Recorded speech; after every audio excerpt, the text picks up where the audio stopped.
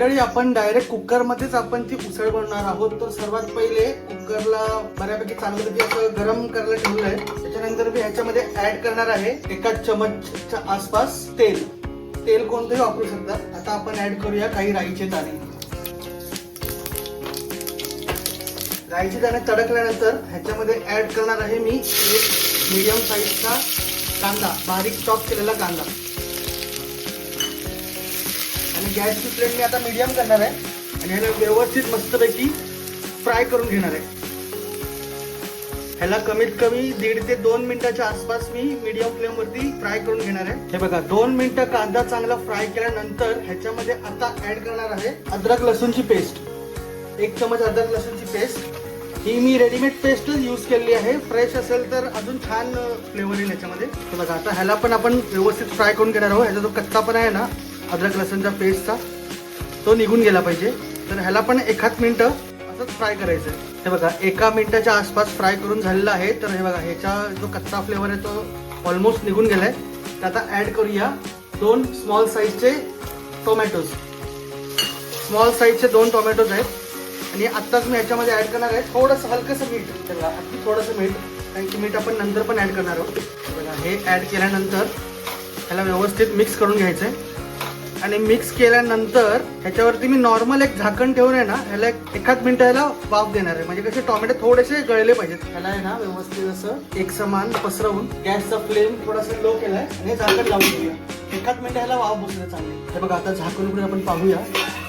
1 minute झालेलं आहे ह्याला. टोमॅटो आहे ना बऱ्यापैकी सॉफ्ट झालेला आहे. तर आता आपण ह्याच्यामध्ये पावडर मसाले सगळे ऍड करणार आहोत. गॅसची फ्लेम लोच आहे. अर्धा चमच हळद, 1 चमच लाल तिखट, अर्धा चमच गरम मसाला, अर्धा चमच जिरा आणि 1 मोठा चमच धना पावडर. काश्मीरी लाल मिरची पण टाकूया आपण रंग येण्यासाठी. आणि ह्याला चांगलं परतून घेऊया. हे लक्षात घ्या की ह्याचे जे मसाले आपण जेवढे पण ऍड केलेले आहेत पावडर मसाले ते जळले नाही पाहिजेत. जर का तुम्हाला कुठेही वाटेल की थोडा मसाला ड्राय पडत चाललाय तर थोडंसं हलकंसं तुम्ही पाणी ह्याच्यामध्ये ऍड करू शकता. अगदी हलकंसं पाणी, थोडंसंच पाणी मी ऍड करणार आहे. तर आपले मसाले जळले नाही पाहिजेत.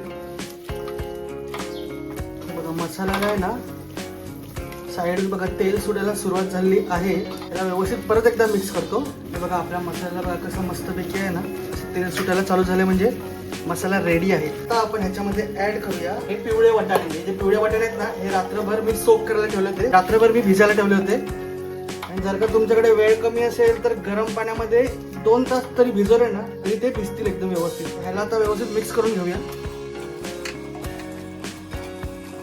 ह्या स्टेजला मी ह्याच्यामध्ये ऍड करणार आहे हा सब्जी मसाला किंवा किचन किंग मसाला. तर हे व्यवस्थित असं मिक्स करून फ्लेमची हाय थोडीशी मिडियम पासून मी फास्ट ठेवतोय. त्याला जरा थोडंसं 1 मिनिट परतून घेणार आहे.